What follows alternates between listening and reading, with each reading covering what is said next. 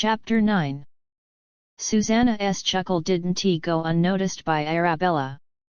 With a casual raise of her brows, she said, "Miss Susanna, isn't it time to honor your promise?" Susanna was so busy being envious that she completely forgot about the agreement she had with Arabella. Romeo was right here, and there was no way Susanna would make a fool of herself. Not a chance. She decided to play dumb instead, spreading her hands wide. "What promise did I say something, Dr. Susanna? How could you?" A nurse couldn't help but chime in. "You said it yourself. If this young lady saved Philip, you'd kneel to her, even giving up your position as deputy director." "Really, did I say that?" Susanna adamantly denied. "Got any proof?" Another doctor couldn't help but speak up. "You did say that. Everyone here heard you. If you don't want to kneel, at least apologize." After all, the way she had spoken to the young lady before was really out of line. "Why should I apologize?" Susanna gave an innocent look, acting like she couldn't care less. Hopeless case. Just as everyone was at their wits' end, Arabella suddenly gave a kick, sending Susanna to her knees with a thump. Nobody saw how she did it, only heard the sound of a knee hitting the floor. It must have hurt. You. Susanna was in so much pain her lips were trembling and she couldn't even stand. "As a doctor, it's your duty to save lives." Arabella's eyes were cold, her voice chilling.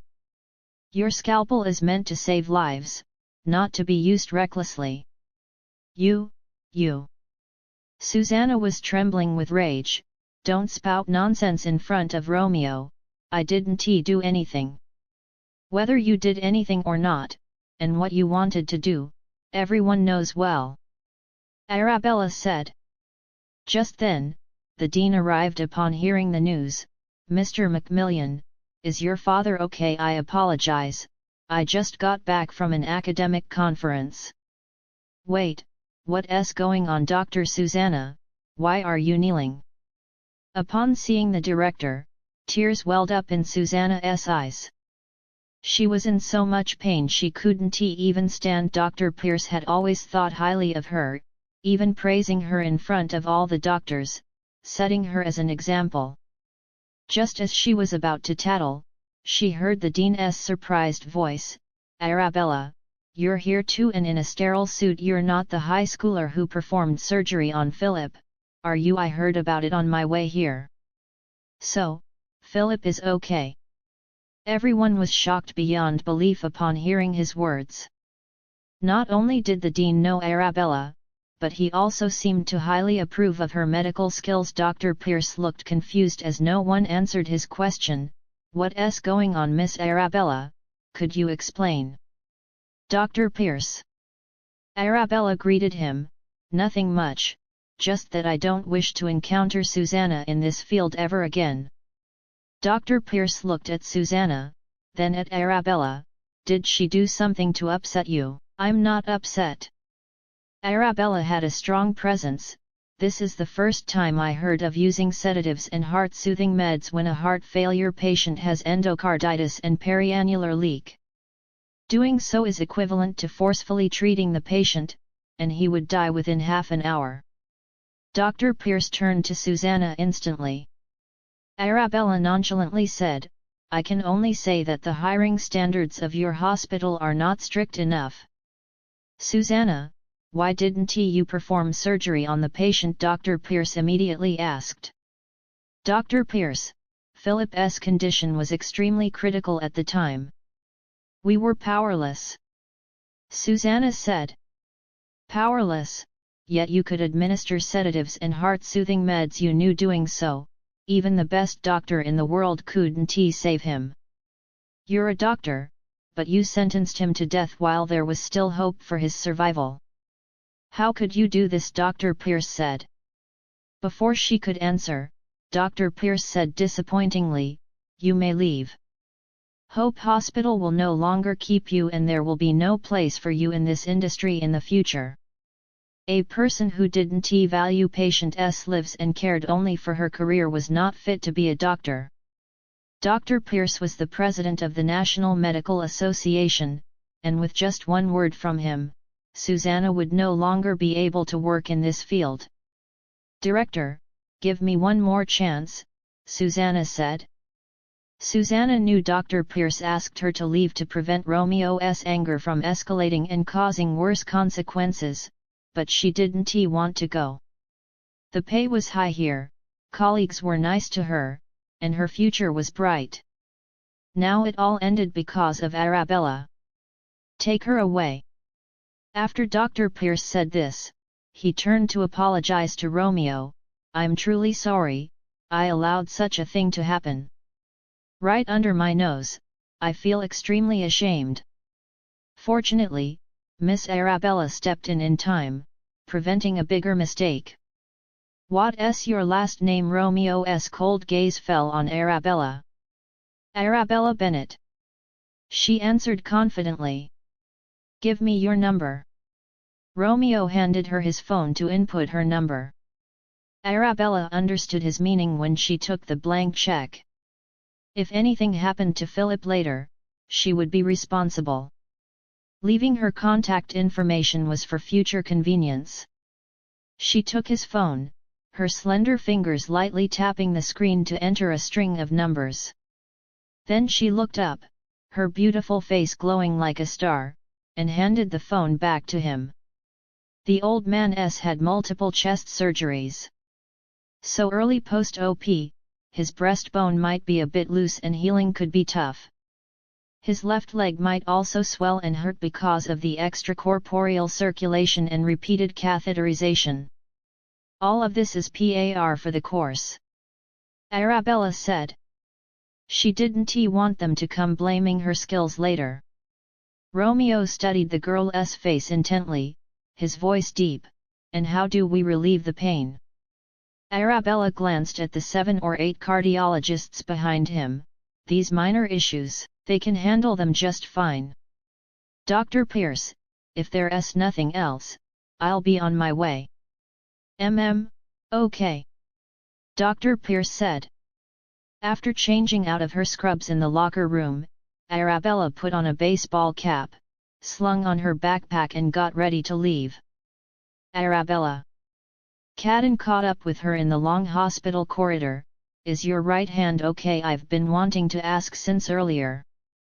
"What's wrong with your right hand? Why were you operating with your left hand today? Unless something was up, a righty wouldn't operate with their left hand." "I'm fine."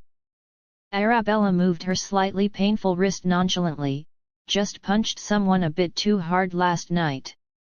Cadden looked at her with a complicated expression. "So, you're also a fighter? What kind of person was she? Really able to easily get rare drugs, perform surgeries, and even throw a punch?" Chapter 10. Which hand do you usually use, left or right? And when you do surgeries, which hand do you operate with? He was genuinely curious. "I can use both," Arabella said. "Are you even real?" The guy was in shock. Just then, an elderly man rushed in, shouting, "Move aside, move aside." "Hey, Bella, what are you doing here?" Arabella's eyes were bright and clear, somewhat surprised at the sight of the man. "Grandpa James." "Arabella, were you also invited by Mr. Macmillan to perform surgery on Philip?" "Don't know if I'll get a chance to assist you," James asked. "I've already finished," Arabella said. "What already finished?" James asked. He had just encountered a traffic jam on the way and rushed here, panting. "But the surgery was already done." "You did it all by yourself?" James asked, still panting. "And him?" Arabella said. James followed her gaze to the man standing next to her, surprised. "You? Why are you here, Grandpa?" Cadden replied helplessly, "This is where I work." Indeed, Grandpa had forgotten. But the usually eccentric and arrogant Grandpa was actually being polite and even flattering in front of a young woman. Cadden was shocked. Who was this Bella apart from her remarkable medical skills? What was her identity that made his grandpa respect her so much? Kid, being Bella's assistant is your good fortune, James said. An assistant? His good fortune was his grandpa out of his mind despite the girl's impressive medical skills. It wasn't that over the top. Did you check on Granny Grace in room 301? James asked casually. I visit her every day. Cadden had to say, Grandpa, I'm busy. He couldn't possibly spend 24 hours a day around Granny Grace. You don't care enough, you really don't. Bella, wait a sec, I need to school him a bit. James unceremoniously raised his hand to hit his shoulder. Do you think I'm not strict enough? Grandpa, this is a hospital, noise is prohibited. Cadden said. Stop running. You think I can't catch you? I just ran 2 miles. James said. 10 minutes later. A luxurious Rolls-Royce drove into the gate of Reflections Villa. With 33 luxurious private villas built by the lake, it was a sight of extreme opulence. The car drove through a spacious green path and stopped in front of a villa. A couple had been waiting at the gate, and seeing the car driven by Aidan, they stared at each other in surprise. What's going on? Kenneth asked first. Why was the car like this? Where was his precious daughter? Was she okay? The sight of the driver getting out of the car shocked Louisa, who looked at Aidan in disbelief. Aidan, your glasses, your clothes. Did you have a car accident on the way? Where is Arabella? Is she okay? With that, the couple quickly looked towards the back seat. Miss Bennet is fine, I was rear-ended by a truck on the way. The driver hurriedly opened the door and said respectfully, Miss, we're home. Arabella lifted her eyes, colliding with the gazes outside the car. Louisa was beautiful when she was young, more so than any female star at the time. Now at 50, her aura was even more gentle and dignified. When she saw Arabella, she couldn't help but tear up. You're Bella, my beloved daughter. Arabella had just stepped out of the car when she was immediately embraced by Louisa. I finally found you.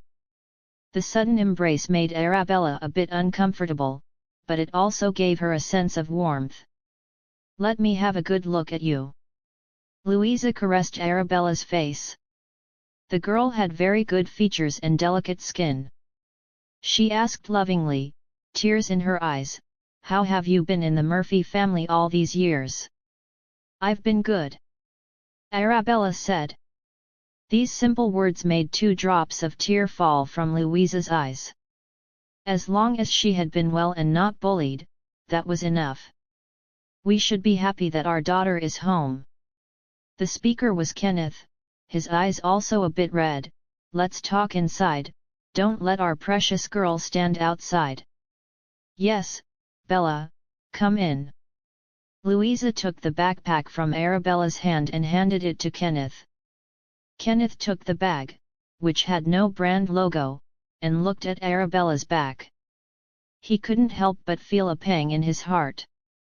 How had their daughter been all these years? She was already a young lady, but why was she still carrying such a plain bag? Not even a single piece of designer clothes. Bella, from now on, this is your home. Louisa led Arabella by the hand into the villa. The garden was full of exotic flowers and plants. Costly plants like the sleeping fire lotus and Juliet roses could be seen everywhere.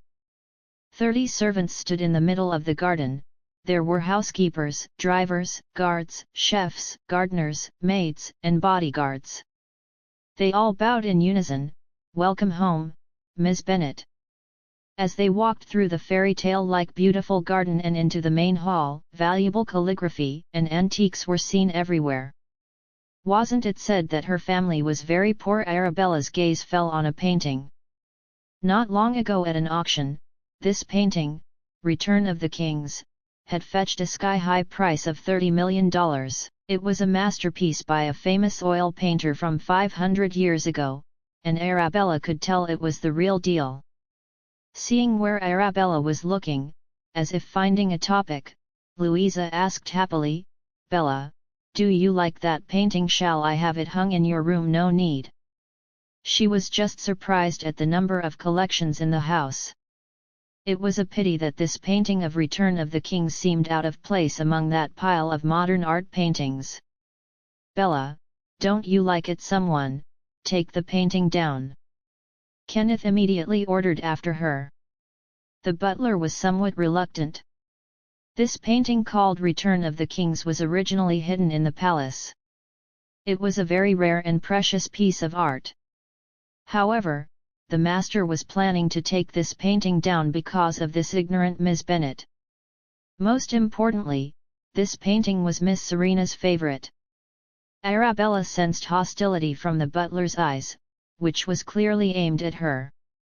But she didn't care, and casually gave a suggestion to her parents: "We can hang it in the room inside." Her gaze fell on a lounge not far away, where there were several works by the same artist, perfectly integrated with the old-fashioned and elegant style of the lounge, fully displaying the artistic taste. But the butler was heartbroken. Such a precious painting should be hung out for people to appreciate. It seemed this country girl had no idea of the value of this painting. "I think it's a great idea to hang this painting in that room." Louisa was the first to express support. "My daughter really has taste." Chapter 11. "Bella, feel free to grab whatever you want. There's an array of teas, fresh fruits, and delicious snacks. Make yourself at home," Kenneth said indulgently. Arabella took a sip of her tea and savored it. This wasn't tea, the average black tea. It had the distinct flavor and aroma of Assam tea. She took another sip, the smooth taste lingering in her mouth. It was top-notch tea indeed. "Bella, have some snack." Louisa pushed some pastries towards Arabella, her voice laden with complex emotions. "We didn't mean to lose you back then." "I know." Arabella's heart softened at her mother's sorrow. "Who would intentionally lose their child?" "How did you find me?" Arabella asked. "A while ago, the Murphy family put out a missing person notice, mentioning the incident from years ago. It unsettled me when I saw it. I kept having nightmares, so I asked your father to look into it." Louisa said. "After investigating, we found out that you're our real daughter, and the girl we had raised as our own for 18 years was not our biological child." Tears welled up in Louisa's eyes as she confessed, "I'm sorry, we messed up, and you end up in someone else's home." Kenneth also felt a deep sense of guilt. "I was too careless back then. I brought Serena home without checking properly." We looked into her background this time. Her biological mother died in a big fire, and her father's whereabouts are unknown. After all, we've raised her for 18 years, and it wouldn't be right to kick her out. So we want to discuss with you, can she continue to live here as your sister? Having raised Serena for 18 years, they had grown attached to her, and she was an outstanding girl. Arabella understood their intention, her expression nonchalant. "Whatever you decide is fine by me." Louisa sighed in relief. Their daughter was truly kind-hearted. "Shall we show you around upstairs?" Louisa asked. As they passed the music room on the second floor, Louisa casually asked, "Darling, do you have any hobbies?" "Yes." Arabella replied offhandedly, "Making money." Kenneth burst into laughter. "Ha ha, like father, like daughter, I was also into making money when I was young. I can't believe we share the same hobby." "Nonsense!" Louisa called him out without hesitation. "You were all about hitting on girls when you were young." Kenneth froze for a moment before swiftly explaining, "But you were the only one who caught my eye. Chasing you was more important than making money." Arabella averted her gaze, and by chance, saw through the window that they had a private helipad with 3 aircraft parked on it, one of which was a limited edition.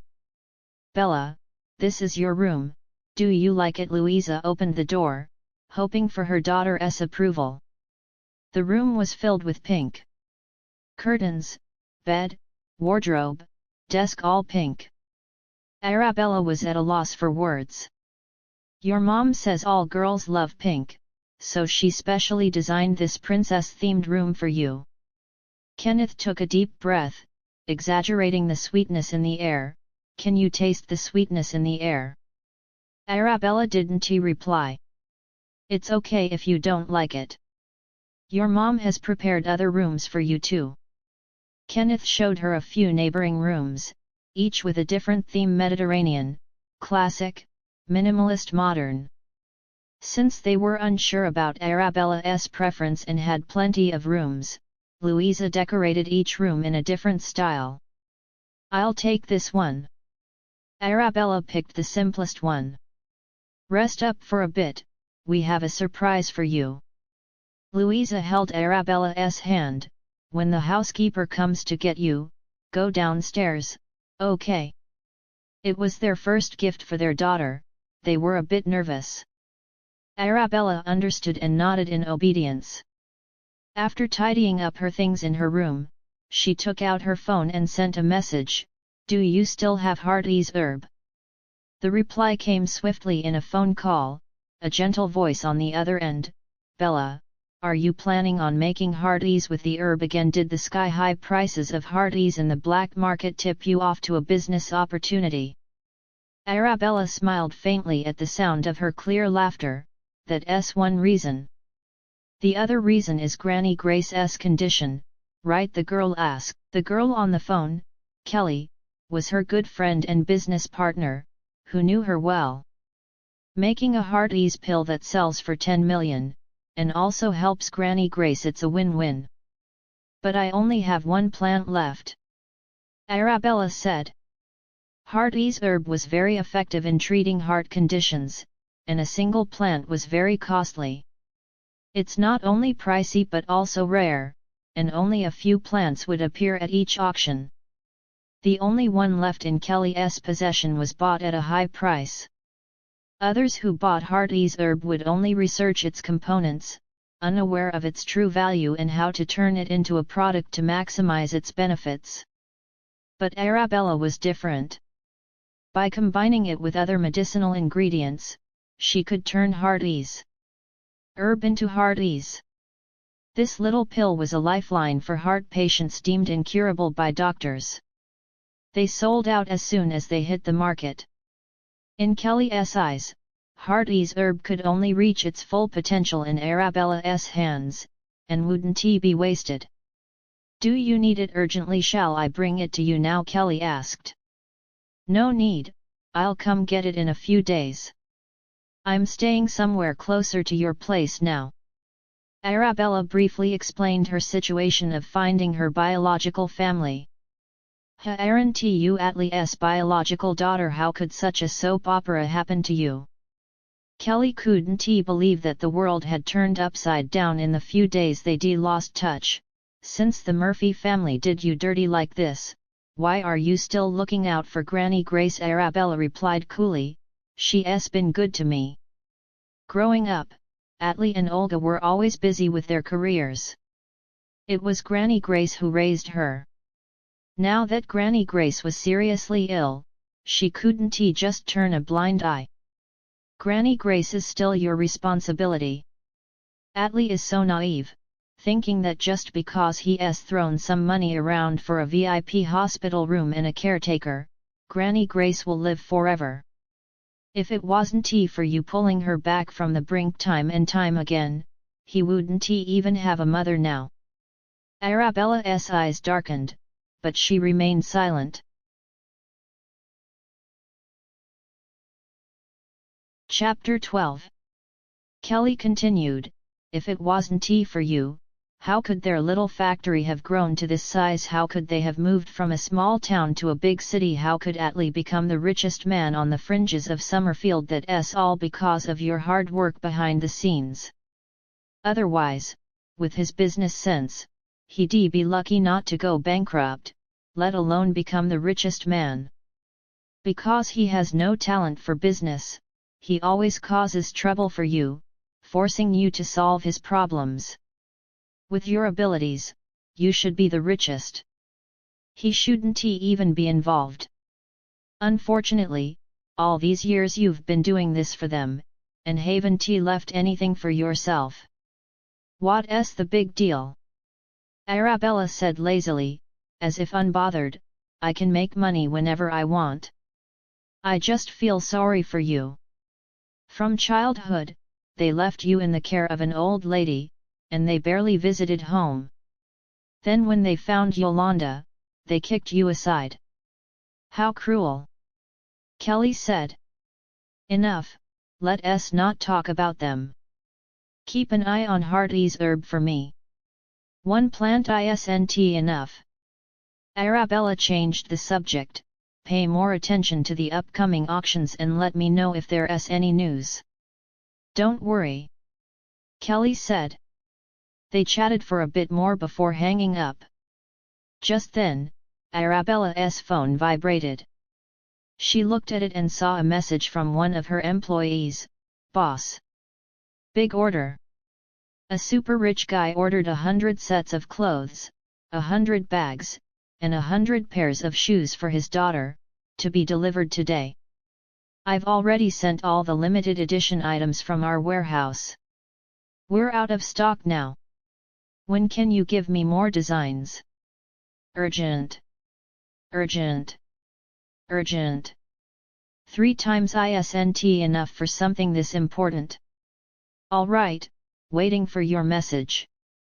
I'm about to arrive at the rich guy's house. Let us see what his daughter looks like. I hope she's not too ugly to ruin your designs. Arabella was a bit surprised and replied, You're delivering it yourself. For such a big order, of course, I have to provide the best service. What do you think? After reading the message, Arabella was puzzled. What kind of family would buy so many clothes and bags at once? Are they opening a store at this moment? A luxury RV pulled up in front of the villa. Eric quickly stepped forward, respectfully opened the car door, and bowed, saying, Miss Serena, you're finally back for summer break. It's going to be lively here again with you around. Serena exited the automobile with silky skin. She had a lovely face and a terrific body. Her brilliant eyes glittered with assurance, and her bangs were neatly cropped behind her ears to reveal a lovely forehead. Several servants began moving her luggage into the house, with Eric following closely behind. Miss Serena, you've been busy with exams, so I didn't want to bother you. Now that you've finished your finals and have been traveling abroad with your girlfriends, I finally get a chance to chat with you. Eric said, lowering his voice.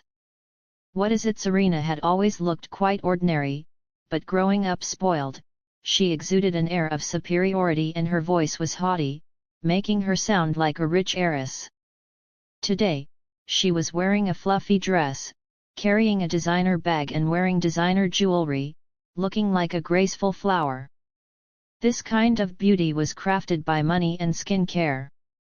The matter is, before Eric could finish, Serena noticed a dozen strangers in the garden. They were hanging beautiful clothes and bags on display racks, tidying them up a bit before taking them into the house. The servants in the garden were blowing balloons and hanging star lights, and Martha was also busy directing them. Martha was essentially Serena's personal maid, and had been with her since she was a child.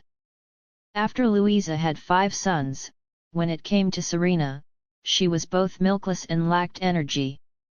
So, Martha had always been by Serena's side, caring for her, putting her to sleep, with the single task of taking good care of Serena.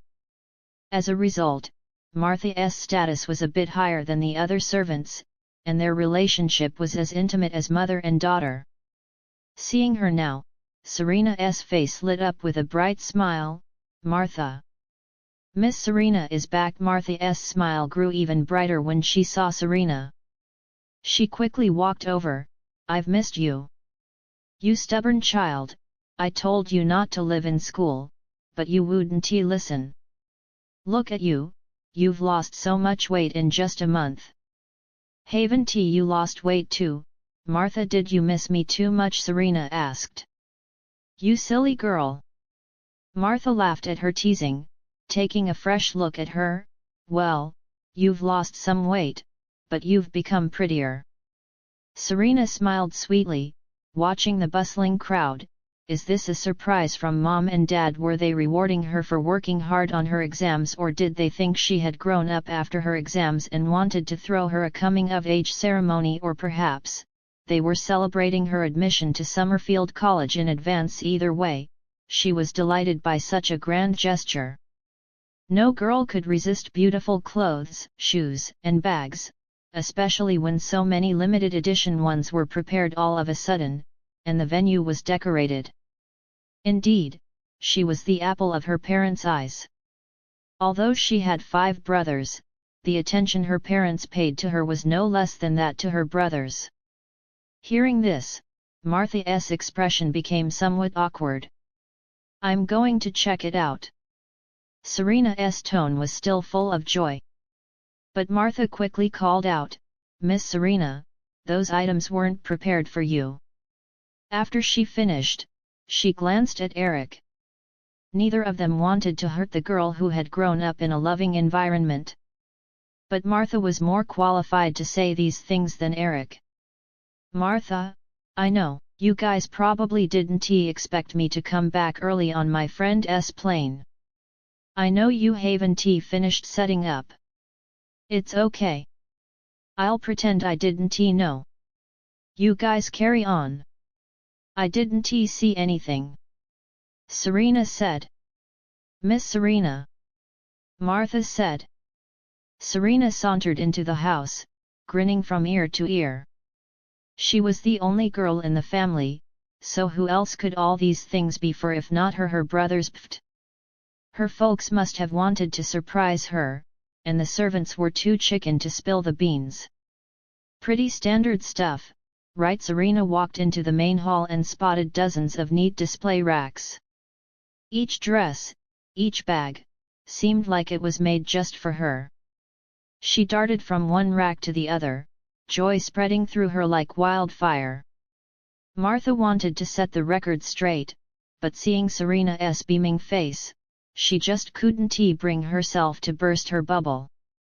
Arabella had just finished up some work in her room and was about to kick back and relax when her door was knocked on. Chapter 13. Edith's voice politely echoed from outside the door, Miss, your parents invite you to the garden. Arabella understood. This must be the surprise they prepared. She closed the door and followed Edith to the garden. As soon as she stood at the garden entrance, everything around her suddenly darkened. Every light in the mansion was turned off. 3 seconds later, dreamy lights lit the place again. Miss, this way please. Edith gestured, bending slightly. Arabella stepped into the garden and saw beautiful star lights hanging from the trees. Countless colored balloons floated in the air and colorful ribbons fell from the sky. This was the surprise they prepared for her. Having never received such a surprise from Atli and Olga, she now felt their love and attention towards her. Inside the house, Serena was stunned. Why did they release the ribbons without telling her? But this scene would definitely get lots of likes on social media. She was about to go to the garden to take some photos when she realized her parents had already run out excitedly, shouting, Our baby! Daughter! Serena blushed slightly. She had never been called such an affectionate name by her parents. Was it because they hadn't seen her for a long time? Did they think she was in the garden and that was why they ran out so excitedly? They didn't know their baby daughter was still inside. Serena had a happy smile on her face and was about to enter the garden when she saw her parents holding hands with a girl, saying something affectionately. The girl was slender, with delicate skin, unlike Serena's, which had been pampered with countless skincare products. The girl's skin was more natural and glowing. As they approached, Serena noticed the girl's simple attire, but her features were striking. The girl had a face that somewhat resembled her mother's. A gust of wind blew, causing the girl's hair to sway. She looked mesmerizing. Why was there such a guest at home? Serena was puzzled. It seemed that her parents valued this girl very much. Bella, how do you like the surprise in the garden? It's surprising. Do you like it? Before Kenneth could finish, he noticed Serena standing there, slightly surprised. Serena, weren't you supposed to arrive tomorrow afternoon? How come you're here today? Hearing her father say that the surprise in the garden was prepared for the girl, Serena was surprised and confused.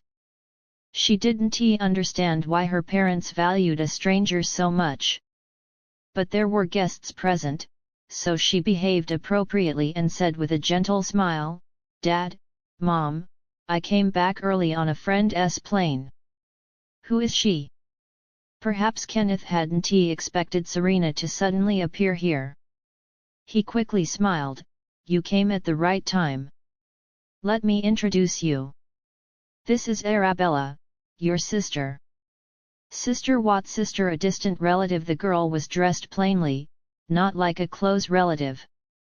All their close relatives were very rich and had a high social status. This plainly dressed girl might be a distant relative. She could be here to establish connections or to borrow money. Kenneth didn't notice her thoughts and turned to Arabella. "Arabella, this is Serena, who I told you about.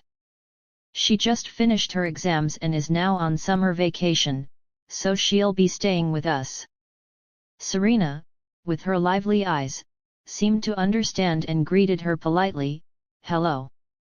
Although she addressed Arabella as her sister on the surface, she didn't take her seriously and treated her as a poor relative.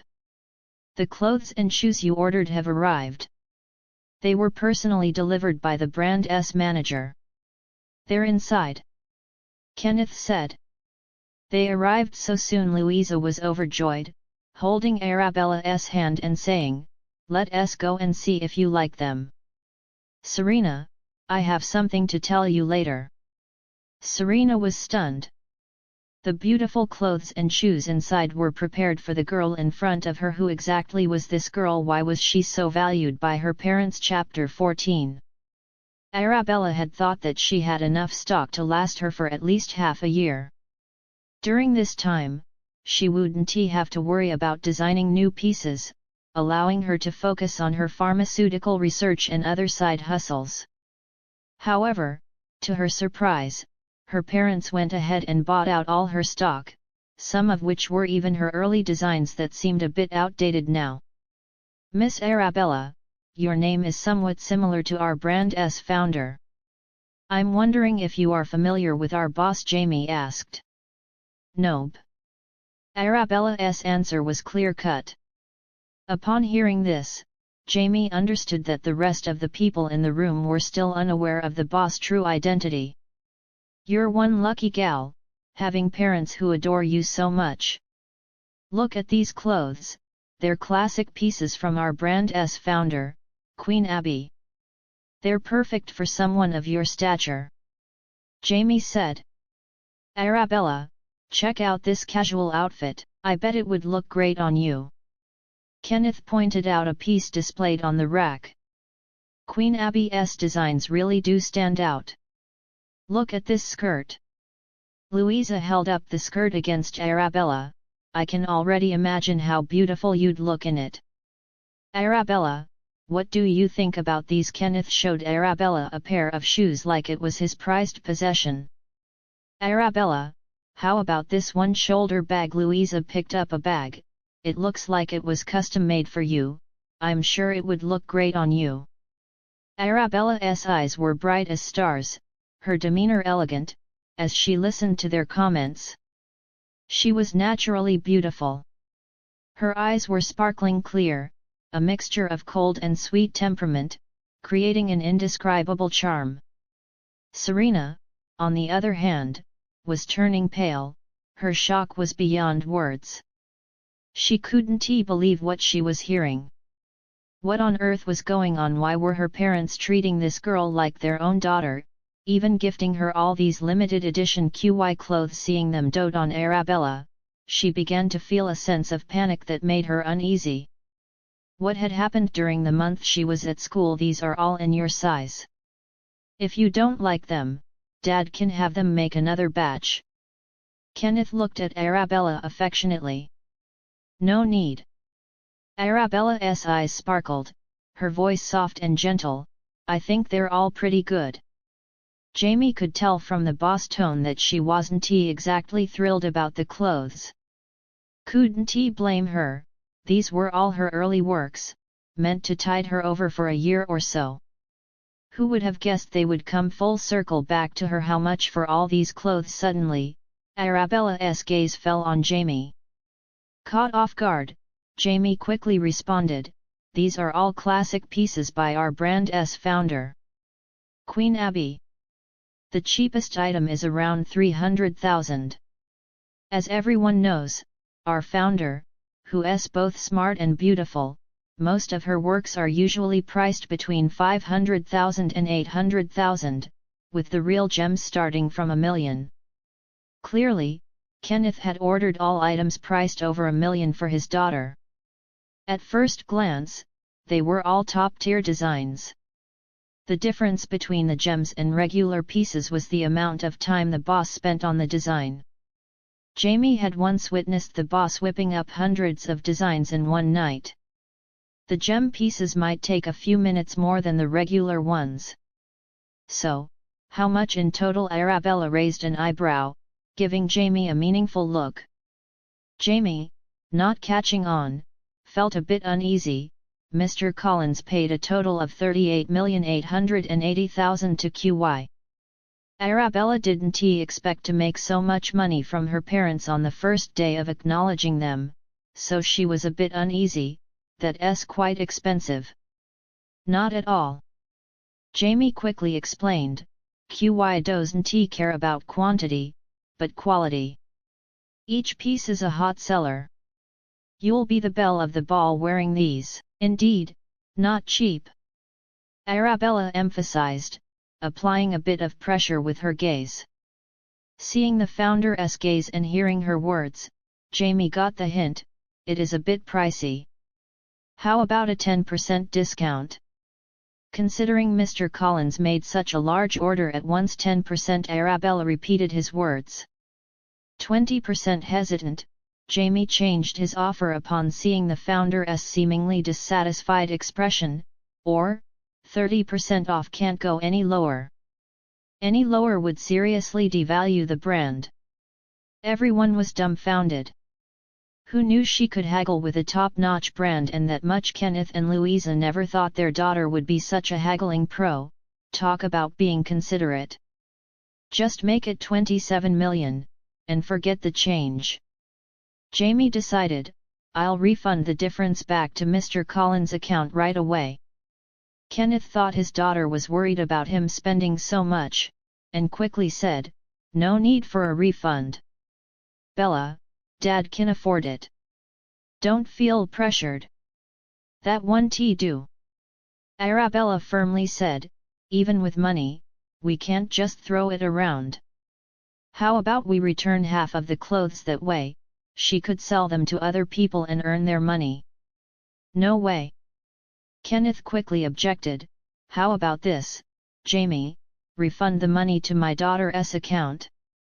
She's the one who haggled, so it should go to her. Bella, give him your account, consider it pocket money from Mom and Dad. So much pocket money. Jamie felt out of his depth. Everyone else was envious. Serena couldn't believe her parents' generosity, casually giving away so much money without batting an eye. They'd never done this for her. As she took a step back, Martha quickly came to her aid, whispering, Miss, maintain your composure. Even though the truth was harsh, things hadn't gotten to the worst point yet. Serena watched as her parents, with an intimacy and warmth she'd never seen before, treated the girl in front of them with such care. They'd even forgotten about her. That girl always had an aloof vibe about her. Even though she toned it down a bit in front of her parents, her inherent coldness and willfulness were like a wild wolf that couldn't be tamed. She could tell at a glance that she wasn't a good kid. How could there be a wolf in a flock of sheep? This place was clearly not her cup of tea. She was totally out of sync with everything here. Dad, Mom, who is she? Serena tried to keep her cool, smiling as she asked. It was then that Kenneth and Louisa noticed their adopted daughter. Louisa was the first to give an order: take these things to Ms. Bennett's dressing room. The title Ms. Bennett made Serena feel uneasy again. She was clearly the sixth child in their family. How came there was suddenly an extra person? Chapter 15. Jamie, you're a lifesaver for running this errand today. Louisa thanked him and then turned to Eric. Please make sure he's well taken care of. Sure thing, Mr. Jamie, follow me please. Eric said. Jamie knew that the family had some serious talking to do. After exchanging pleasantries with Arabella, he left with Eric. Let us sit down and talk. Louisa held Arabella's hand and gestured for Serena to sit. Serena felt as if a dagger was plunged into her heart watching this scene. Serena, let me introduce you again. This is Arabella Collins, our biological daughter who was left behind. Louisa said. Serena was speechless. She had always thought this girl was a distant relative, here to borrow money. She couldn't believe that she was her parents' biological child. No wonder they were so nice to her. Here's the story. Years ago, Kenneth and I were passing through a small town when I went into labor. The nearest hospital was our only option. Louisa recalled the incident. The hospital we found was out of private rooms. They temporarily put me in a ward with 2 other pregnant women. In the middle of the night, a fire broke out in the hospital. Due to heavy smoke, we couldn't see where we were going. In the chaos, I picked up a baby, thinking it was Bella. But in reality, you were another woman's child, not mine, and Kenneth's. I picked up the wrong baby. The words shattered Serena's last defense. She couldn't believe that she had no blood ties with the Collins family. Bella was taken by the Murphy family, and the Murphy's baby was taken home by a janitor. And you ended up with us, the Collins. If I hadn't come across a post online about a family searching for their lost child, we would still be in the dark about the mix-up. Louisa said. Serena was left speechless. As for your birth mother. Louisa paused, then decided to tell the truth. We had someone look into it. She bled out after giving birth and was too weak to escape the fire that night. What her biological mother had died the night she was born. Serena's face turned pale. She couldn't believe what was happening. Your birth father is nowhere to be found. Louisa said, then looked at Arabella and said softly, we've talked to Bella. We plan to let you stay in this family. From now on, she's your sister. We owe Bella a lot and we'll do our best to make it up to her. Although you're not our biological child, we've always treated you as one. You and your sister need to get along well, take care of her, and be there for her, okay? Hearing her parents' favoritism, Serena couldn't accept it. Since when did the younger sister look after the older sister? For years, she had been proud of her background because her father was one of the richest men in the country, her mother was a famous beauty, and her 5 brothers were all successful in their fields. From childhood, everyone had always given way to her, appeased her and tried to please her. How could she give way to others, appease and try to please others? Although she was very reluctant, at this moment, Serena, weighing the pros and cons, said without hesitation, this is all very sudden for me, I want to lie and say I'm not heartbroken. I've lived in this family for 18 years. Then one day, my beloved parents tell me that I'm not their biological child. Serena lowered her head, her lost and heartbroken look was pitiful. I didn't expect my birth mother to have died in a fire the day I was born, and my birth father is missing. I never even had a chance to repay their kindness. As she spoke, tears rolled down her cheeks. She wiped them away, expertly managing her heartache, regret, and sorrow. Dad, Mom, I'm grateful that you're willing to keep me in this family. I'm content. I promise I'll get along well with my sister from now on. Her face was sincere, and her tear-streaked eyes were heartfelt. But Arabella, having grown up in the Murphy family and seen all sorts of people, knew at a glance that Serena was being insincere. Welcome back to the family. Serena opened her arms, attempting to express her affection for her sister. Under the expectant gaze of their parents, Arabella responded, "Yeah, I appreciate the sentiment, but I don't need a hug." Serena was left standing. "I'm not a fan of physical contact, sorry." Arabella had always been cold, but her reaction and attitude made Serena feel like she was deliberately making things difficult for her, making her feel embarrassed and awkward. Bella's a bit introverted, but she'll warm up. "We're all family now, Serena, you don't have to be overly formal," Louisa said. Upon hearing this, Serena's face flushed with embarrassment, before finally replying, "All right. All right, enough of that, let us eat." Louisa checked the time. "Bella, you must be hungry. We've been talking and totally forgot about the meal. Tonight's dinner was made by your mom and me. Let us know how it tastes," Kenneth said with a smile. "If there's anything you don't like, just let us know and we'll adjust it." The table was laden with delicious food, all made by Kenneth and Louisa. Serena felt a pang of jealousy. They had 4 chefs at home, and there was no need for Kenneth and Louisa to cook. But today, they made a special effort for Arabella. Kenneth and Louisa kept serving Arabella food, and her plate was soon full. Even though they were considerate of Serena's feelings and served her lots of dishes as well, Serena noticed that they served Arabella noticeably more. This made her even sadder, and she couldn't even appreciate the delicious food. "Bella, you've had it rough all these years. Have more food and nourish yourself. You should eat more meat too, you're so skinny," Louisa said. Martha stood by, saddened as she saw Miss Serena being overlooked. Luckily, Arabella went upstairs after finishing her meal, not lingering downstairs for too long. Serena found an opportunity to chat with her parents.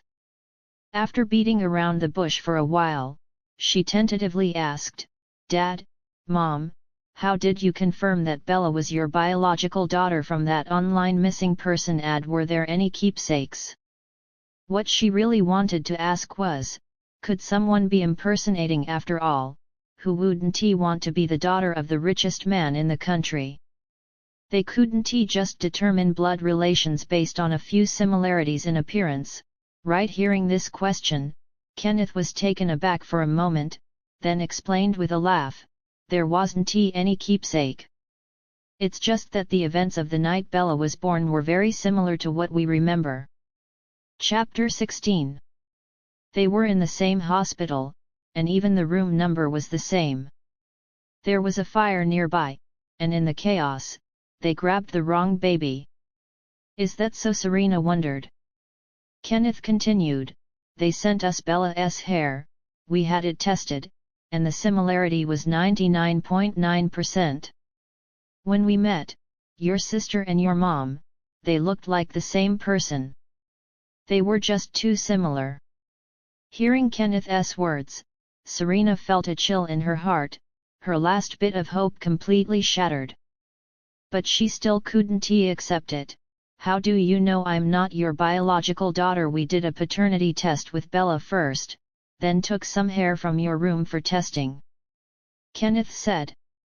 In other words, Serena was indeed not related to the Collins family by blood. The last shred of hope in Serena's heart had been completely extinguished.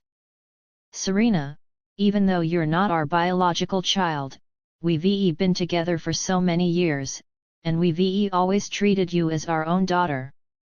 Louisa said. Even though Louisa looked at her as always, but Serena knew better than anyone. Some things were not the same anymore. If only she could have been the legitimate daughter of the country's richest family. Now that Arabella was back, at best she could be considered an adopted daughter of the Collins family. With no blood ties. In other words, she was the outsider in this family. Her eyes dimmed for a few seconds, and she instinctively hugged Louisa. Mom, I love you, and Dad. I will take good care of you in this life. After spending some sweet time with her parents, Serena went up to the second floor, and suddenly found that the layout of the entire floor had changed. The entire second floor was completely new, obviously renovated, with each room a different style. Serena grabbed a maid and asked directly, "What's up with these rooms?" The master and madam wanted to welcome Ms. Bennet home, so they hired a famous international designer to design the rooms, and invited the best renovation team to come over. Apart from your room, the entire second floor has been renovated. Because they didn't know what style Ms. Bennet would like, so each room has a different theme. The maid said. Serena's face turned a bit pale and twisted, however. The maid looked around and whispered, Ms. Bennet grew up in a small family, and in the end, she only picked the most ordinary one. Hearing the maid say this, Serena felt a bit better. The maid looked around again, whispering, Ms. Bennet is naive. She didn't know anything. I guess she hasn't seen famous paintings. That expensive Return of the Kings was supposed to be hung in the living room for people to admire, but she had it moved to the lounge. Serena was a bit surprised. She cares about this kind of thing. The master and madam seem to care a lot about her opinion, and they actually ordered it to be moved.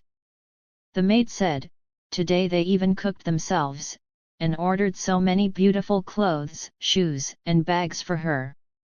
They even gave her $10 million, saying it was pocket money. Under Serena's long eyelashes, a pair of bright eyes hid jealousy and resentment. Miss, forgive me for speaking out of turn. If you go abroad to college in the future, your family status may be precarious. The maid warned nervously. Serena was very clear about her current situation. Yeah, I know, you go ahead. Yes. The maid answered. Hold on, your name is Holly, right? Serena suddenly called her back, took off the diamond bracelet from her wrist and gave it to her. I heard your family is in the hospital, this bracelet might be able to help. Thank you, Miss Serena. Holly immediately showed her loyalty. I will serve you faithfully in the future. This maid was pretty savvy. Serena waved her hand to dismiss her, and a plan slowly formed in her heart. Even though Arabella was their biological daughter, she had spent all these years with Kenneth and Louisa, and her feelings for them were much deeper than Arabella's. Outside room 306 of Hope Hospital, a man pushed the door and walked in. He had clear eyes, delicate features, and an incomparable noble elegance emanated from his body. The old man on the bed moved his fingers slightly, as if feeling someone coming over, and slowly opened his eyes. Seeing that it was his grandson Romeo, the old man's gaze softened, and his voice was a bit weak. You little brat. Romeo spoke softly, awake. Where am I? The old man strained to open his eyes and looked around. What happened to me? Why did his whole body hurt so much? and he didn't even have the strength to speak. Romeo asked with a light laugh, "Wasn't it you who wanted to go on a hunger strike?" He refused to eat or take medicine, forcing him to show up. And in the end, he almost lost his life. Reminded by him, the old man seemed to remember something. It seemed that there was such a thing. Originally, he wanted to change his position, but his whole body was in so much pain. "Ouch, it hurts." Instead of helping him, Romeo complained, "You're lucky to be out of danger. He should endure this little pain. Who made him make such a fuss? You little brat. I just woke up, can you be a little nicer?" The old man felt a bit wronged. "It's all your fault. You tell me, how many days have you not come to see me?" If he hadn't refused to eat or take his medicine, and had such a big operation, this brat wouldn't have time to come and see him. "Who asked you to keep saying things I don't want to hear?" Romeo said. Every time he came, the old man would mention Serena from the Collins family and talk about the marriage contract from the past. "You humph, I don't care." The old man turned his head in anger. "I'm in this state. Maybe one day I'll kick the bucket. Tomorrow you must bring your fiancé to see me." Romeo stated firmly, "I don't have a fiancé. You're trying to give me a heart attack." The old man couldn't help but blurt out angrily, "We have a marriage agreement with the Collins, so you must marry Serena. How else am I gonna explain this to them?" "The marriage agreement was all your idea," Romeo replied coolly, "figuring out how to fix this mess is your problem, not mine. You cheeky little..." "Oh my heart!" The old man suddenly clutched his chest, grimacing in pain. "Carl, get the doctor," Romeo said. No sooner had Romeo spoken than the old man waved him off. "No need. I've said my piece. If you and Serena don't show up together tomorrow, you can forget about having a grandpa. From then on, whether I live or die, it's none of your business." Seeing the two at each other's throats again, Carl quickly stepped in to defuse the situation. "Calm down, sir. Mr. Romeo has just been really busy recently." "Humph, you might as well be single for the rest of your life. You lot, always so busy with work. Can't you spare a little time to think about the big picture of your lives?" the old man said. How did he get dragged into this? Why was he destined to be single forever? All he did was love his work. Chapter 17. Swiftly find yourself a girlfriend as well, so certain individuals can witness the blissful life of having a partner. Philip hinted with a purpose. Romeo opened the breakfast he brought and placed it before him, saying, "If Carl had a girlfriend, would you take over his work?" "One would." Unexpectedly, Philip readily agreed, and Carl was moved. "I would, not. But, Carl, if you have a girlfriend, I'll make sure this lad gives you some time off. At the very least, you won't need to work overtime on weekends anymore. I'll also prepare numerous wedding gifts for you. Furthermore, I'll have him hire a few more people to share your workload." Upon hearing this, Carl was deeply touched. "Especially regarding your salary, it must be increased." Yes, exactly. Look at Carl's understanding and sensibility. Unlike you, never listening." Philip praised others while simultaneously complaining about his own grandson. Carl basked in the compliments. "Carl, there's a project in Antarctica that needs some hands." Upon hearing Romeo's words, Carl became flustered. "Mr. Macmillan, what I meant was, you pack your things, and you'll leave tomorrow." "Mr. Macmillan." Carl immediately sought help with a pleading look toward Philip. As wise as ever, Philip skillfully defused the situation. "Carl, I need you to come to me every day after work, just to chat with me. I'm terribly bored. Mr. Macmillan, please consider. When you say it like that. Carl tried to use Philip's words to his advantage. Just then, the doorknob turned, and someone surreptitiously pushed the door open. It's me, Mr. Philip. A disheveled Susanna entered the room. Noticing others were present, she hastily composed herself. Mr. Macmillan, Carl, you're up so early as well. It was not yet 8 in the morning, and visiting hours should have been prohibited for patients. Susanna must have used her old work badge to get in, took the fire escape, and avoided the cameras to sneak in. Who let you in? Romeo didn't he make it hard for her yesterday out of respect for the hospital director? But she dared to come in without anyone's permission. Mr. Philip, Mr. Macmillan, give me another chance. Susanna suddenly knelt. I really don't want to leave this profession, please let me work at this hospital again. Philip, for the sake of me providing advice for your condition, for the sake of me being your doctor. She was desperate. Was she kicked out of the medical profession? Philip asked Carl. Yes, she didn't take any measures when your condition worsened yesterday. Instead, she tried to end your life prematurely. She had a bad intention. Miss Arabella, who treated you yesterday, said she doesn't deserve to be a doctor. Dr. Pierce kicked her out of this profession after hearing about her actions. Carl looked at this venomous woman, giving her a cold look. It's that bitch who had a grudge against me, tarnishing my reputation in front of the hospital director. Philip, I was wronged. I have always been dedicated to your condition, you should remember. Before Susanna could finish her sentence, Romeo's face darkened, giving off an unhappy aura.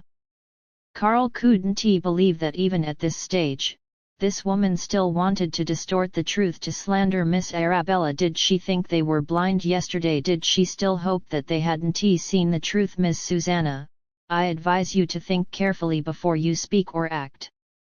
Carl furrowed his brows and harshly reminded her. Yesterday, she advocated for the use of sedatives and heart soothers. And now, the one slandering others is her. Miss Arabella is Philip's lifesaver, yet she called her a bitch. All members of your family are not allowed to step into Summerfield from now on. Philip on the bed suddenly spoke, kick her out.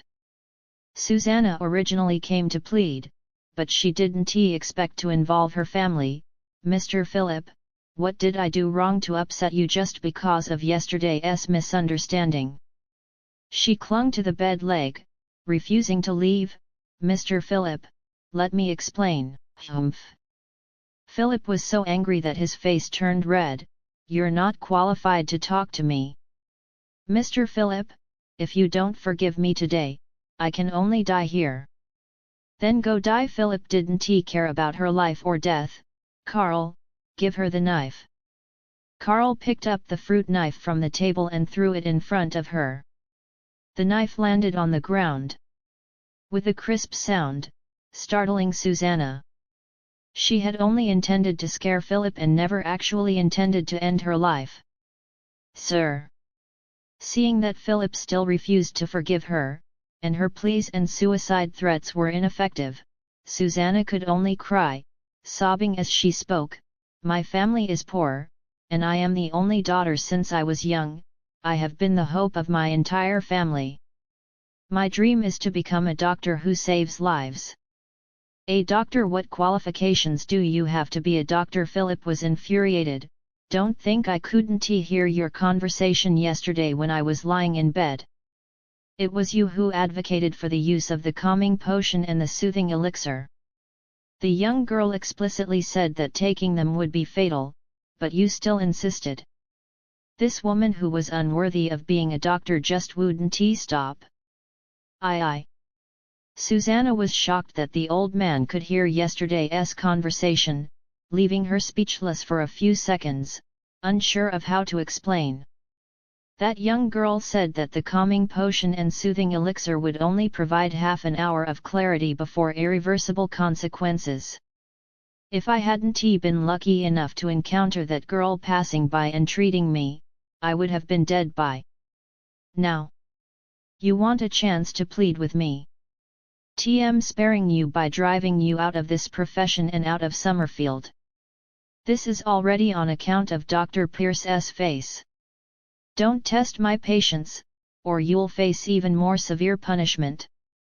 That young girl was right. Calling you a mediocre doctor would be praising you too much. You can't even compare to a teenage girl.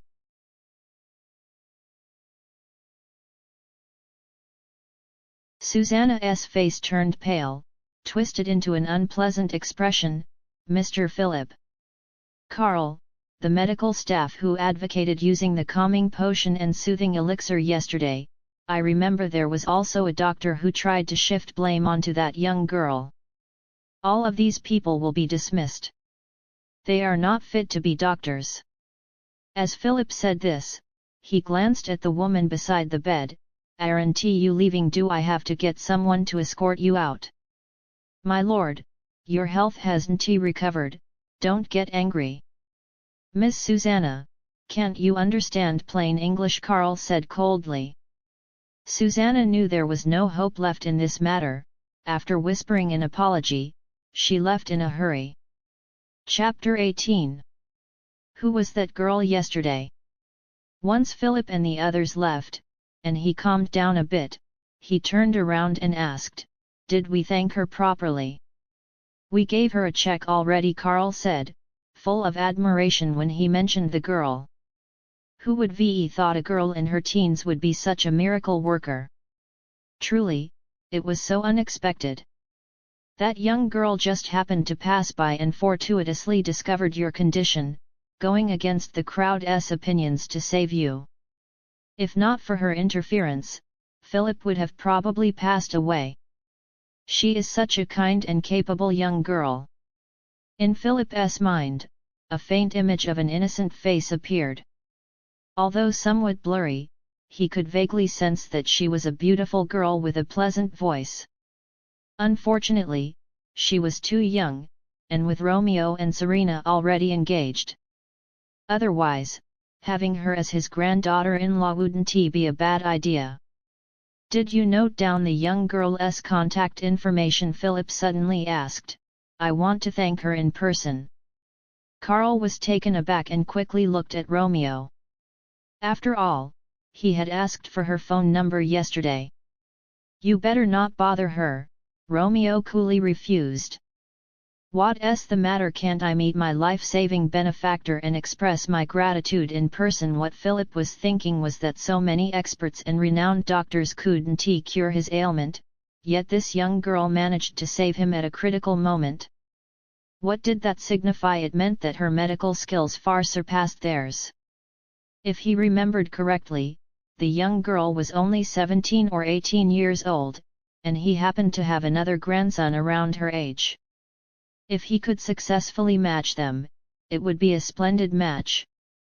"Do you happen to have her contact information?" Philip remembered the look Carl gave Romeo just now. This kid definitely has her phone number or WhatsApp account. "I don't care, you must bring that girl here." Philip tried his best. In the end, Romeo relented. "Whether she comes or not, depends on her." Philip's plot was half successful and he quickly said, "Of course. If she doesn't come, it must be because she's scared of his cold demeanor." Seeing Romeo ready to leave. "Wait." Philip looked as if he thought of something and added, "When you talk to the girl, be nice. Be gentle. If you don't know how, let Carl teach you. Don't scare her away, got it? She might be his future granddaughter-in-law." Romeo thought to himself, "Isn't he gentle? Isn't he polite? Does he need someone else to teach him?" Carl also complained, "My lord, don't hurt me." Mr. Macmillan finally forgot about the Antarctica project. "No matter what, she's the one who saved my life. you can't be rude to her. Philip was afraid that the young girl would be scared of his cold attitude. Meanwhile, Kenneth and Louisa approached the dining table, placing a variety of breakfast items in front of their two daughters. This is the chef's freshly made pastries. Here, Bella, this is yours. Be careful, it's hot. Serena, you've been staying at school for a month, and you look like you've lost weight. Come on, eat more. Serena sweetly smiled. Dad, Mom, don't worry about taking care of me. Give more to sister instead. Have I ever lacked good food since childhood? Louisa chuckled, thinking that this child was indeed sensible.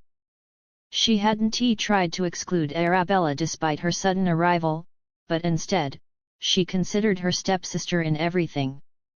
The scene was much warmer than they had imagined. Dad, this is the black tea you like to drink with pastries. Shall I get you some tea? Serena stood up and served tea for Kenneth, then promptly served Louisa as well. Mom, enjoy it. They hadn't expected Serena to be so considerate. Smiling affectionately, they lifted their teacups and took a sip. Serena seemed like the triumphant victor after a successful battle, deliberately glancing at Arabella beside her.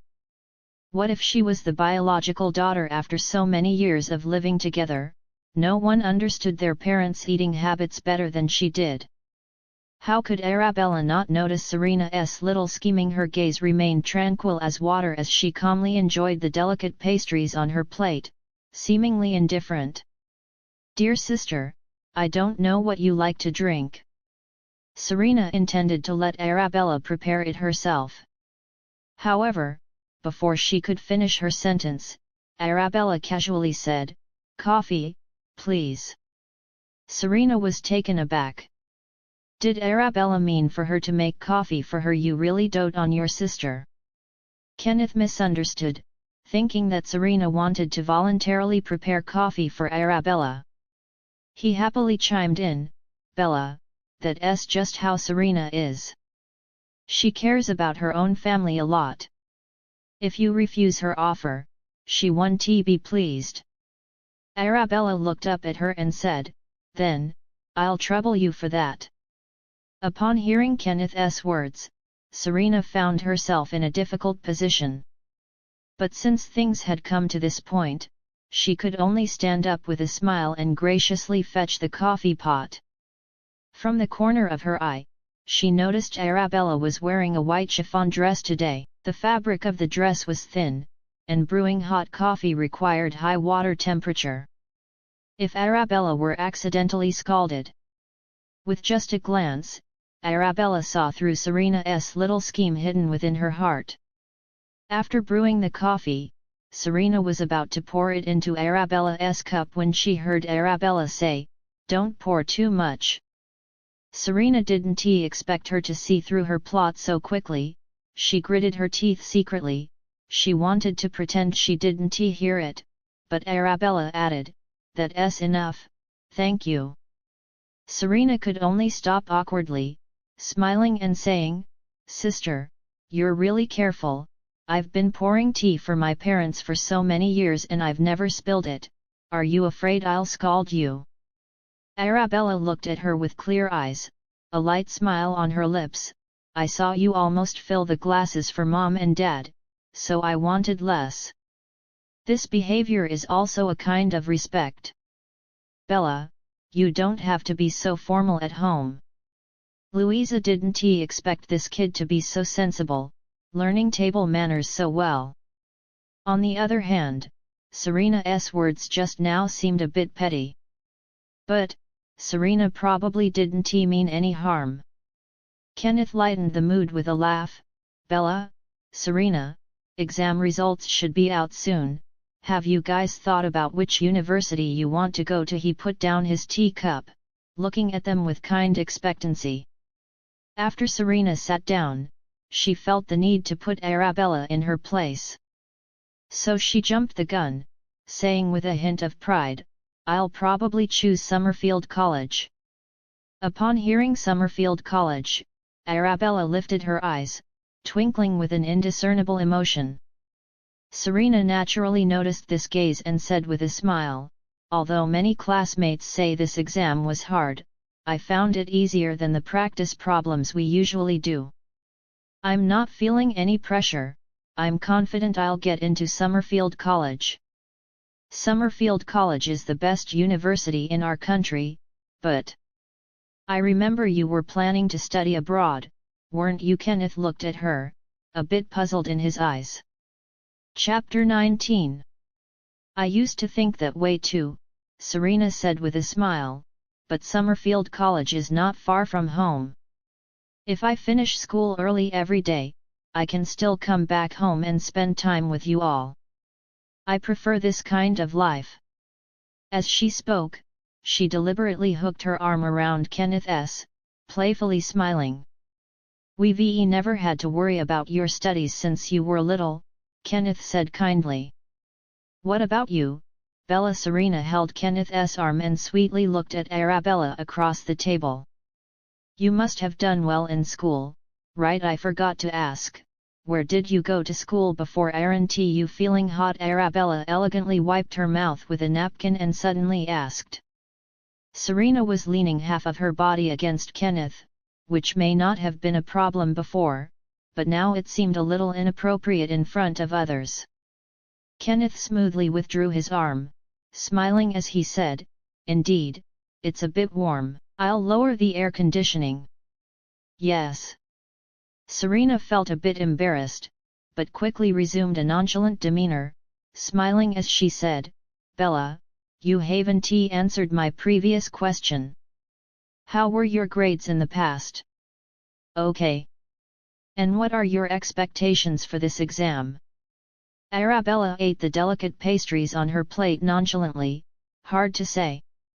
Bella, do you have any favorite universities? Dad can talk to the people in charge over there." Arabella took a sip of coffee and spoke frankly, "I'm not interested in going to university." Upon hearing this, Serena couldn't help but think that Arabella must be a poor student. She had said all those things about not being interested, but it was probably just an excuse because she didn't want to admit she had poor grades. Ha ha ha. I didn't like going to school back then either. I even got caught skipping class once by your grandpa." Kenneth recalled the past, chattering on, suddenly remembering that his precious daughter had said her hobbies were all about making money. An idea struck him. "So, Bella, what do you want to do in the future? Do you have any interests in specific industries? If you want to be a celebrity, I can help you secure resources." These days, there were many young girls aspiring to be internet celebrities or actresses, right? If his daughter had such a dream, he would definitely support her all the way. Arabella was confused. Serena was shocked. "One don't want to be a celebrity," Arabella candidly replied. "So what do you want to do? Any industries you're interested in? Fashion design, maybe?" "Fashion design, that's great." Kenneth echoed with enthusiasm, "How about this? Since it's vacation now, I happen to own a small clothing company, it's close to home, you can go check it out." Arabella was speechless. If you find that being a boss is more fun than going to school, then you don't need to go to university. We have plenty of businesses, we don't need any degrees. Right. Arabella was surprised by her father's open-mindedness, while Serena's hand under the table was slowly clenched into a fist. Is Dad actually giving Arabella a company to mess around? Although the clothing industry is the slowest growing among all the industries operated by the Collins family, and it only started developing half a year ago. But it's still a company. Arabella just returned to this family for a day, and she can inherit the family business. If you don't want to make your own living, Mom and Dad can transfer money to you every day. Arabella's speechless. Is this a thing? The servants around them were green with envy. This is the difference. The difference between people is just too great. Serena's nails were digging deep into her palm, her heart filled with resentment. "Didn't he transfer your pocket money today?" Louisa said, taking out her phone. "I'll transfer $1 million first. Okay darling daughter, what's your bank account number?" No need, she had some money, which was enough for now. "Then I'll also transfer $1 million to you, let me know your thoughts when you're ready, no rush." The servants around them were extremely envious. The difference between individuals was simply too vast. Serena's nails dug deep into her palms, feeling quite unwilling. "I haven't transferred today's pocket money to you yet," Louisa said, taking out her phone. "Let me transfer $1 million over now, my darling daughter." "What's your bank account number?" No need. She had some money herself, and for now, it was enough. "Then I'll transfer $1 million to you as well. Take your time to think about it, and let me know your thoughts later, no rush." The servants around them were even more envious. To receive $2 million transferred by their biological parents every day, was there any need for them to start their own companies or work for money? "My darling daughter, give me your bank account number quickly, or else I'll transfer it to your PayPal in batches." "I'll do it now."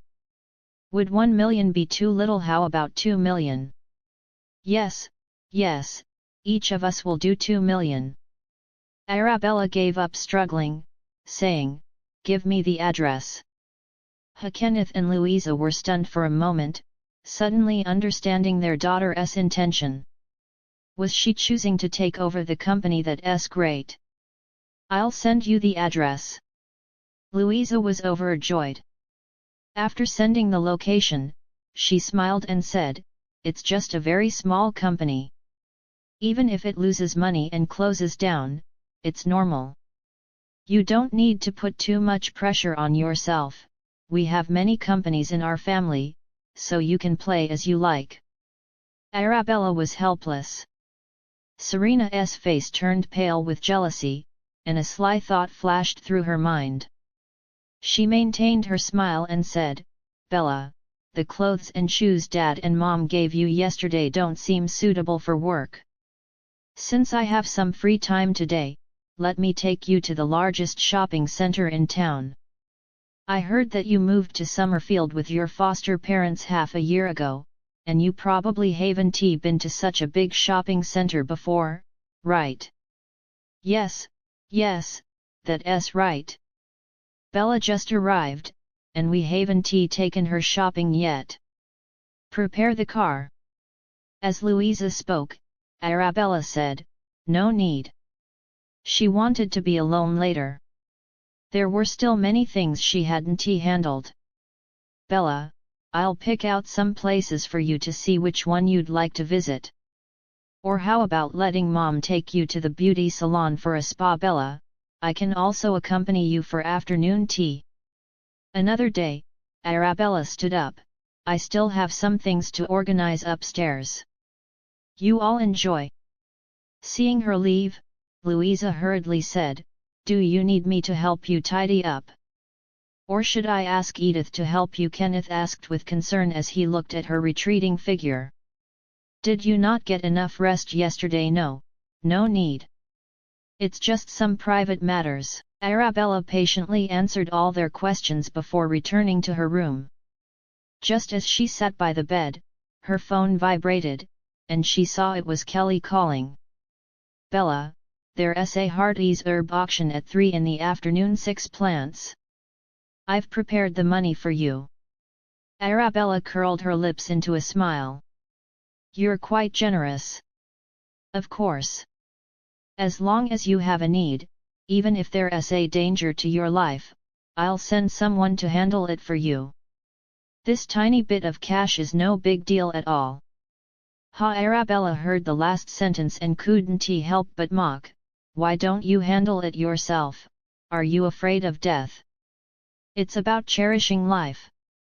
All right, I'll pick you up at 2 in the afternoon."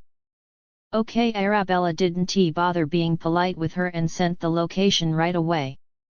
downstairs.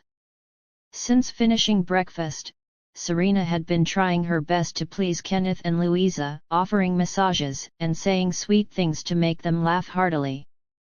When noon came, Kenneth and Louisa went to the kitchen to cook, and Serena finally let out a relieved breath. Chapter 20. At this moment, Martha brought some fruits and said, "Serena, you've been busy all morning. Would you like to have some fruits?" Before Serena could thank her, Martha whispered, "Miss Serena, there's something I'd like to talk to you about." Serena glanced at her, understanding what she meant.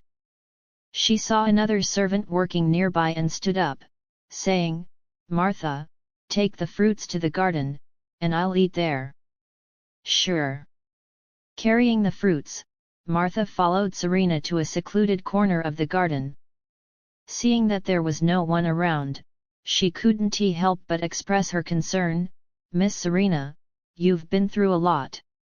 In the past, you wouldn't have needed to go to such lengths to please Mr. and Mrs. Macmillan." Serena lowered her gaze, her lashes hiding the disappointment that emanated from her. While her eyes couldn't be seen, her despondent aura was palpable. In truth, she didn't want to act this way, but in this household, Arabella's status would only grow stronger while hers would diminish. At this moment, she still had a chance to catch up. "Miss Serena, these are all imported fruits, and I've cut some of each for you. Please, eat them. You didn't have much in the morning." Martha's empathy was heartwarming. "Oh, and I wanted to tell you that for now, they haven't revealed Ms. Bennet's identity to the public, so in the eyes of outsiders, your engagement with Mr. Macmillan is still valid." Serena's eyes instantly lit up. Yes, Romeo, she still had Romeo. What did it matter if she was the daughter of the Collins family as long as she married Romeo? She would be on top of the world. "You've grown up with Mr. Macmillan since childhood. Although you haven't met often, you still spent more time with him than that Miss Bennet. She probably hasn't even seen Mr. Macmillan in person." "Martha, are you suggesting?" Serena had a rough idea of what Martha was getting at, but she dared not say it, nor could she. "I know some people from the Macmillan family, and a few of them work at Philip's villa. I heard that these days, in order to force Mr. Macmillan to show up, Philip hasn't been eating or taking his medicine, and he's practically on the brink of collapse." Serena covered her mouth, clearly startled by the revelation. "But luckily they got to him in time and he's still kicking. He's hoping you and Mr. Macmillan can pay him a visit. Don't you have Mr. Macmillan's contact? Why not ask him out?" "But he's running a huge corporation, so he's definitely busy. But no matter how busy he's still a red-blooded male. If a pretty girl like you asks him out, he'll definitely be tempted." Martha was confident. Even if he's slow on the uptake when it comes to romance and isn't thinking about marriage yet, there's no rush. You can spend more time with him, build a stronger connection. Once you two are tight, who cares about Ms. Bennet? Philip has always wanted to arrange your marriage. If you gain his approval, what's there to fret about? You're practically gonna be his grandchild's spouse. Serena's desires were reignited, but her rationality held her back. "Martha, the Collins and Macmillan families are engaged, but we both know that engagement actually belongs to my sister. I'm just a foster daughter." Serena seemed slightly swayed by her words. Now is the time, while the Macmillans are still in the dark about Ms. Bennet. "Serena, make your move. This is your best shot." Martha had watched her grow up over the years and didn't want to see her in such a state. With Mr. Macmillan by her side, she could make a name for herself nationwide. Ms. Bennet is of high status and won't have trouble finding a good family to marry into. But you're different. You don't have parents or a powerful backing. You're just a foster daughter of the Collins family, and who knows if they'll still acknowledge you in the future. You know how high society works. As a foster daughter, marrying well is a tough sell. If you don't marry Mr. Macmillan, you'll be overshadowed by Ms. Bennet for the rest of your life, always inferior to her. Upon Martha's persuasion, Serena took out her phone and pulled up Romeo's WhatsApp. There were messages she had sent before. The messages were things like "Are you asleep? Are you busy today? Good night," but Romeo had never responded to any of them. The last time she made contact was yesterday, when she had just returned and asked him if he was there. He didn't reply. Miss Martha said a lot more, and Serena finally stopped resisting. She opened the chat and sent several messages in a row. "Romeo, are you there? I heard your grandpa is sick and in the hospital. Let's go see him, okay? When are you free today? Can you come pick me up? If not, I can have my driver take me. It won't be any trouble for you. I'm really worried about Grandpa Philip." On the second floor, Arabella arrived at the spacious balcony and admired the view. As she was looking, they noticed two figures in the distance apparently discussing something. She was too far away to hear the contents, but they could tell that those two were Serena and Martha. Serena was sitting in a white wicker chair, and Martha was standing next to her, seemingly persuading her about something. Arabella wasn't bothered, and after admiring the views bit more, she went back inside, leaving only Serena and Martha in the garden, nervously staring at the phone. Unlike before, a new message alert quickly appeared on Serena's phone screen. Serena's heart nearly pumped out of her chest. She looked closely, and sure enough, it was from Romist. Romeo had replied. Romeo had finally replied. But his response was no need. Serena's burning heart felt like it had been doused with cold water. It went cold in an instant. On Martha's bad influence, Serena sent a few more messages, saying she was really worried about his grandpa, and knowing he was sick, he'd probably appreciate someone visiting. She was just looking out for Grandpa Philip on behalf of the Collins family. By the time lunch was over, Serena still didn't hear back from Romeo. She had a hunch that Romeo on the other side was probably not gonna reply. Meanwhile, Arabella was sitting on the couch with her phone in hand, sending out orders. "Look up the cause of the fire at Mercy Hospital on September 10, 18 years ago for me. Jeff Boss, are you pulling my leg? Mercy Hospital. That was located at the intersection of 3 cities, with a hella big and complicated population, and so much time had passed, that place was long gone. Jeff Boss, why are you looking into this? Does it have something to do with your past?" Arabella Arabella always felt that the fire was fishy. Everything was fine one moment, then suddenly there was a fire. Her mom told her it was a rainy night. Even if someone accidentally started a fire, it shouldn't have spread that fast.